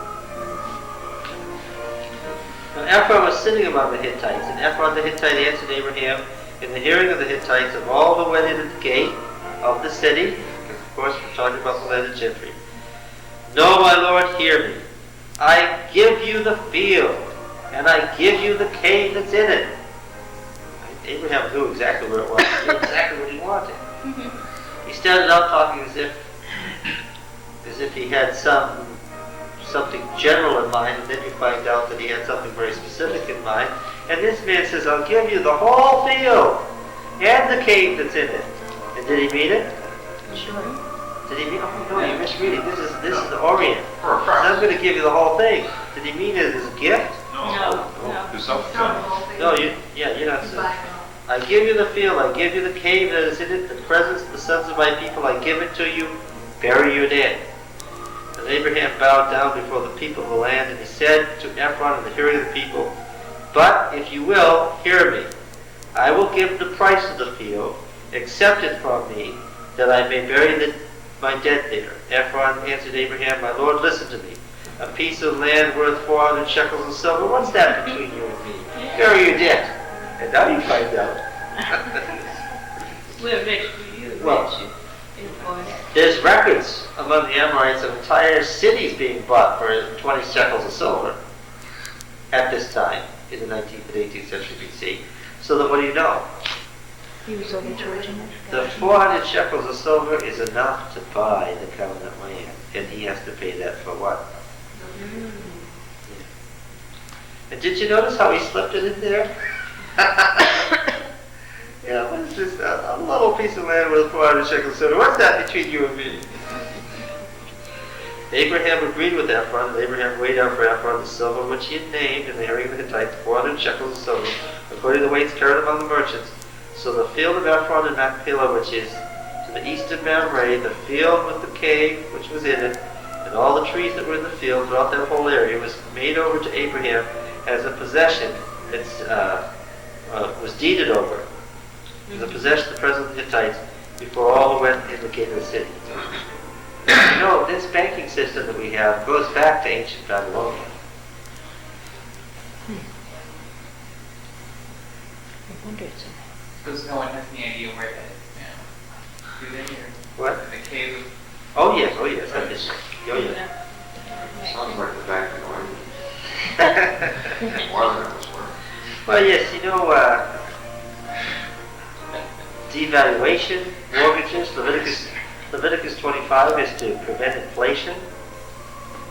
Mortgages, amortizing mortgages, deeds, all of this stuff was all there in cuneiform. Interest rates, compound interest, simple interest.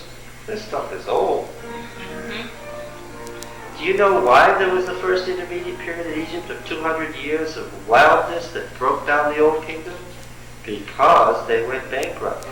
Building the 3 great pyramids bankrupted the old kingdom. And it took them 200 years to recover from the deficit. This is good to know. That sounds like This is good to know. It's good that this has all happened before. And you even have the Pharaohs explaining to their courtiers how they're going to handle the deficit. Didn't work. I told you before that This is the Middle Kingdom. This is after all at the time of Abraham. This is the time when there were no barriers in the Fertile Crescent. People could move back and forth freely from the Eastern Fertile Crescent, the Western Fertile Crescent. The Amorites moving into Palestine, no Egyptian control of Palestine. This is the Middle Kingdom. This is the 19th and 18th century BC. It fits perfectly with what was actually going on there. Okay. Before all of this gave the city, after this Abraham buried Sarah, his wife, in the cave, and filled back Gillies and Beer, that is Egypt. Then came in the field, and the cave and the city were made over to Abraham's possession for birthplace. Okay. Obviously very important theologically. Okay. John, you blew my mind. You really think that Saddam Hussein meant something different than what we are interpreting? He meant I'm going to give up. You think he really did? Yeah. Only if. Well, no, you bargain. He's not a fool. He wouldn't be who he is, where he is, and what he is if he was a fool. What do you do? He has to have say more than he knows he's If going you're to in the get. Middle East in a marketplace, what do? You ask for more than you know you're going to Oh, get. by far, yes. You ask for everything. And hope for something. Ephron said what? I'm going to give it to you. But what did he mean? You're the richest man I know. I'm going to gouge you. Yes. You're going to pay enough to buy the whole land. Well, there's something of that point there, though. This was traditional, the bizarre bargaining, but I think the point that should be made here is that Abraham did not bargain in the custom. Ephron offered a price which would be, like West Africa, the same thing, or some outrageous, outlandish price, because the fun is in the bargain, not in the deal. It's in the passing each other in the dark kind of thing until you finally get to and Abraham took all the fun out of They took it. 400 shekels, fine, no problem. Yes, and first of all, it showed his wealth and his power. Right? That he didn't Actually diminished him by agreeing on the first part. Oh, that's right. Yes. Oh, Brought him down. that's right. Because it's almost disrespectful not to bargain in the East. Yeah. And you go on and on and on, and you scream and you rage, and then when the deal Haven't is you ever done. done that though to somebody and they have accepted and you think, well, I could have asked for something different. Why did I ask for? Haven't done that? I have. Yeah. The thing with Sodom, and I think you're probably right, is that he doesn't understand the Western mind No. any more than Americans understand his. He doesn't understand that Americans don't live in that kind. We don't bargain like that. We go into a store and there's a This price is on what I it, want. we That's buy the it. price. That's yeah. My final offer is my first offer. Yeah, that's right. And I think it's inconceivable to him that the American government stated his actual position in the first place, and it's still there. That's really the. But where did they get in the American government? Where did they get the experts? I hope that they understand a lot more behind the scenes than they appear to on the surface, because they seem to be missing it. He capitulated. We should be happy. But he Why don't also you 2 invest days it? ago Because promised they have that to understand there would be how surprises. the mind That thinks they of were- things. That is a I'm surprise. sure they do. That's why. No, he That's why said throughout the Arab world there's a lot more happiness. And they were- You can be sure that I mean, the king of Saudi Arabia is happy because he knows I'm what? sure they would. He knows them in so many words. It's It's just a matter of time. yeah. They have to figure out a way to do it that doesn't make sense. Yeah, they have to kill Saddam Save Hussein face. or else figure out a way to end it that doesn't look like he lost. Israel's will take care of it. Yeah, Israel. Well, did see, that. that's what everybody's counting on. Let it finish the war in a nice, pleasant way that doesn't do injury to his reputation, and then everybody's counting on the Jews to come kill him later and solve the problem, because the Jews are the bad guys anyway, and they can be counted on to do that. Well, yes, and they stepped right into the breach and said, we will. So, I personally don't think he's given up. I think he has some. look, he wants to survive. He wants to have a country left. He'd like to have an army. He'd like to be a power after this is over. If you're sitting there and you're watching something that you spent $50 billion on being pounded into the ground, what would you do? So to be a great man in the East after this is over, he still needs what's left of that, right? He doesn't intend to go away. He doesn't say, oh, I'll kill myself.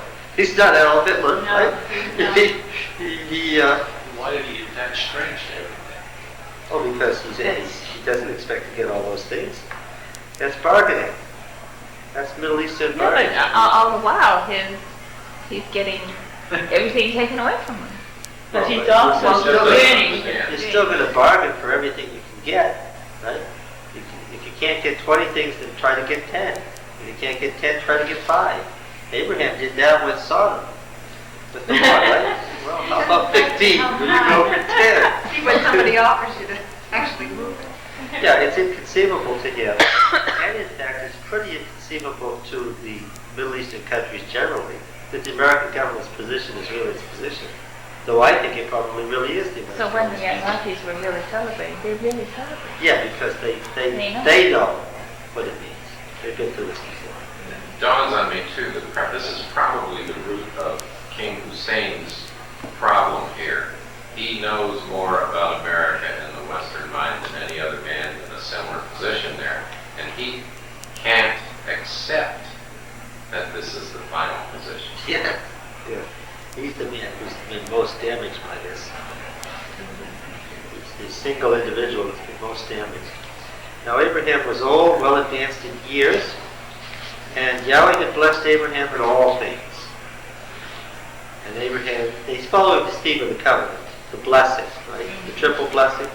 And Abraham said to his servant, the oldest of his house, who had charge of all that he had, put your hand under my thigh, and I make you swear by Yahweh God of heaven and earth, that you will not take a wife for my son from the daughters of the Canaanites among whom I dwell, but will go to my country and my kindred and take a wife for my son Isaac.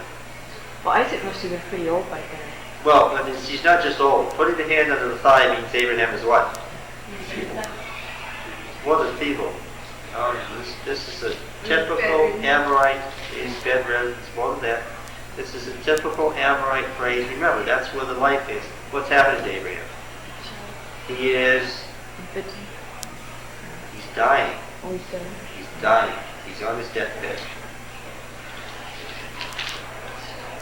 Abraham was old, well advanced in years, and Yahweh had blessed him in all that he had. What's happening now? He's dying, and this is his last request. When the servant gets back, who is the servant's master? The servant already knows what's happened. Who is the servant's master? Isaac. Abraham is what?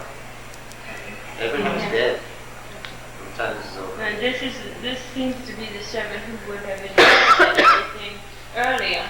Well, we don't know, because quite a bit of time has passed, but it could be the same man. The servant said, perhaps the woman may not be willing to follow me to this land. Must I then take your son back to the land from which you come? Abraham said to him, see to it that you do not take my son back there. Yahweh, the God of heaven, who took me from my father's house and from the land of my birth, who spoke to me and swore to me to your descendants of this land, he will send his angel before you and shall bring a wife for my son from there. But if the woman is not willing to follow you, then you'll be free from this oath of mine. And if the word oath is not a proper translation, it's curse. And the servant later on, describing it to Laban, says, my master cursed me, meaning what? He was under a curse if he went and took him back there. So the servant put his hand on the thigh of Abraham and swore to him concerning the matter.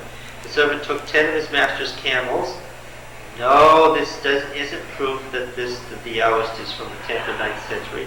Yes, camels were not used in the 19th and 18th century for crossing the desert. The use of camels here is intentionally to show Abraham's what? Wealth. Because the camels were like Cadillacs. Mercedes, something very unusual. Wasn't, if someday every man drives a Mercedes, to say that he drove a Mercedes today would mean that he was wealthy. And he took choice gifts from his master and rose and went to Mesopotamia to the city of Nahor. Now this is back to chapter 12, where they came from. Made the camels kneel down, and at the time of evening, the time when women go out to draw water, he said, O Yahweh, God of my master Abraham, Yahweh as God of the master, as God of the father, is very common. He's the household God, the God of, this is why he's called in another place the kinsman of Isaac. The patriarch's family is the family of Yahweh. Yahweh is the kinsman. He's the God of the father. And then he becomes the God of the fathers as time goes on. And that's where the phrase came from. Grant success today.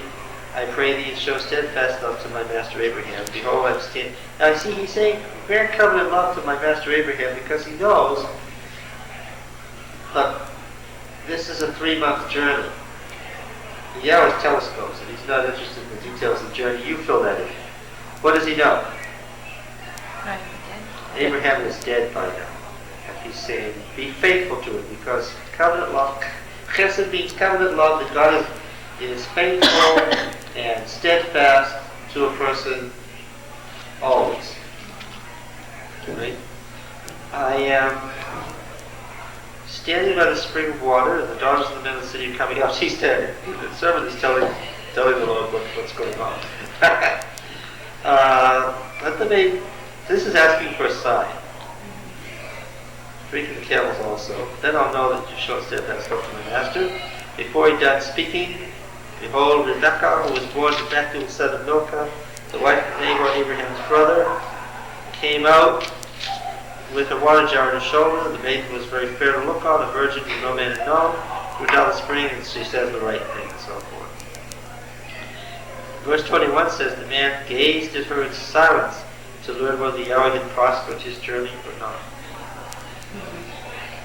When the camels had done drinking, the man took a gold ring weighing half a shekel. That's a heavy ring. Where did he put this ring? In her nose. Yes, on her nose. 2 bracelets on her arms weighing 10 gold shekels. This girl is... She must be strong. How much does a shekel weigh? Well, it depends on what you see.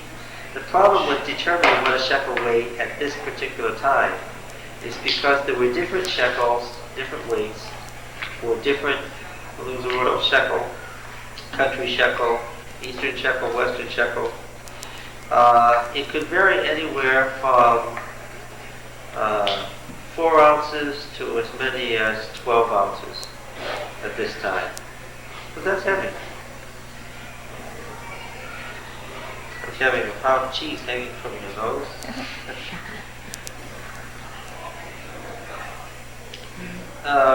She said, I'm the daughter of Bethuel, son of Milcah, whom she bore to Nahor. She had, we were both strong, powerful enough, a room to lodge in. The man bowed his head and worshipped Yahweh. He said, blessed be Yahweh, the God of my master Abraham, who has not forsaken his steadfast love, his faithfulness toward my master. As for me, Yahweh has led me in the way to the house of my master's kinsman. The maiden ran and told her mother's household about these things, which indicates what about her father? Yeah, you tell him about What's Bethuel's condition at this time? He's dead. Rebekah had a brother whose name was Laban. Huh? Uncle, like you mentioned. Yes, right. Yes. Laban ran out to the man. Literally, he raced out to the man at the spring. Why did he race out to the man as soon as he saw his sister? She had all this gold. He saw that gold, and he was on his way. Laban turns out to be a real used car salesman. in Genesis. When he saw the ring and the bracelets on her arms, you see his eyes lighting up? When he heard the words of Rebekah, thus the man spoke to me. He went to the man. After all, the father is dead, so he is what? In charge. He's the head of the household. And it's clear that the man wants what? A wife. He's come to buy the sister as a wife. And what is he thinking about? How much can he get? The bride price. What good luck. A rich relative turns up with a big bride price. Right? This is only the beginning. Remember that Yahweh doesn't waste much time telling you about people. He lets you see them in action and figure it out. By now, he's only said about 3 sentences in what? You're the all you need to know about Laban. Oh, and get this. This is really funny. He went to the man, and behold, he was standing by the camels at the spring. He said, "Come in, O blessed of Yahweh. Why do you stand outside? For I have prepared the house and a place for your camels." In one he instant. just, yes, all of a sudden, he just heard about the man about 10 seconds earlier. No, I see what you mean by use parasites. So the man came to the house. Laban ungirded the camels and gave straw for the camels to wash his feet and feed the men who were with him. Food was set for him to eat. He said, "I will not eat until I've told my errand." And he said, "Speak on," but they already know anyway. All right, we must stop. This story gets quite interesting. All right? Thank you all. It's fun.